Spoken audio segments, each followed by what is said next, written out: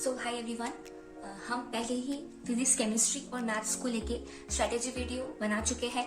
तो अब मैं तुम लोगों से एक और इम्पोर्टेंट टॉपिक के बारे में बात करना चाहती हूँ। वो है TFW और कैटेगरी रैंक्स के बारे में। तो ये एक बहुत ही सिंपल चीज है, बट काफी स्टूडेंट्स को इसको लेके कंफ्यूजन रहता है।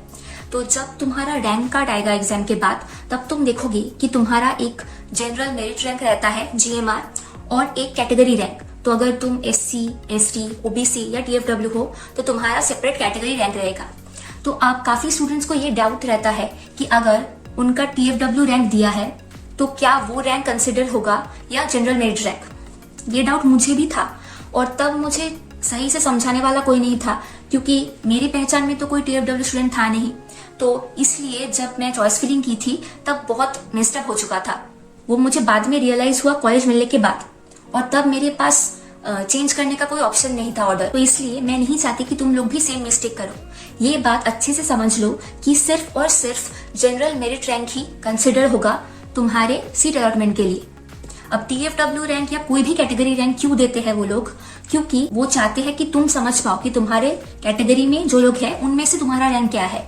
लेकिन वो रैंक कभी यूज नहीं होने वाला। लाइक सपोज तुम्हारा TFW रैंक 1000 है, लेकिन तुम्हारा जनरल मेरिट रैंक 5000 या 6000 ऐसा कुछ है, तो तुम्हारा वो 5000 या 6000 ही कंसिडर होगा। अब क्या होता है कि हर कॉलेज में, हर डिपार्टमेंट के लिए एक fix number of seats TFW के लिए रिजर्व रहती है। तो कुछ स्टूडेंट्स ये पूछते हैं कि अगर हम लास्ट में TFW सर्टिफिकेट नहीं प्रोड्यूस कर पाए तो क्या होगा। तो अगर तुम TFW सर्टिफिकेट नहीं प्रोड्यूस कर पाओगे तो तुम्हें TFW नहीं कंसिडर किया जाएगा, तुम्हें नॉर्मल सीट के लिए कंसिडर किया जाएगा, क्योंकि वैसे भी सीट अलॉटमेंट तो जनरल मेरिट रैंक पे ही होता है। अब ये है कि तुम लोग अभी फॉर्म फिलअप कर दे रहे हो, लेकिन डॉक्यूमेंट्स वेरिफिकेशन होगा काउंसलिंग के टाइम। मैंने जब एग्जाम दिया था तब कोविड आया था उस साल, तो मेरा एग्जाम शायद फरवरी के टाइम हो गया था। तो मैंने सोचा कि मार्च में बोर्ड्स है, उसके बाद ये सब सर्टिफिकेट के बारे में सोचेंगे, अभी तो बहुत टाइम है। तो मार्च में मेरे एग्जाम्स खत्म होते ही कोविड स्टार्ट हो गया, तो बाहर नहीं निकल पाए। अब काउंसलिंग के टाइम अचानक से वो लोग एक डेडलाइन दे देते हैं कि इस टाइम के अंदर तुम्हें ये सारे सर्टिफिकेट्स प्रोड्यूस करने होंगे। तो तब उसी वक्त कोविड की हालात में भागना पड़ा था म्यूनिसिपैलिटी, SDM के ऑफिस। बहुत भीड़ रहती थी और सुबह से शाम तक टाइम लग जाता था। बार बार वापस भेज देते थे कि ये सही से नहीं हुआ, ये साइन करवा के लाओ, वो डॉक्यूमेंट मिसिंग है। तो बार बार जाना आना लगा था।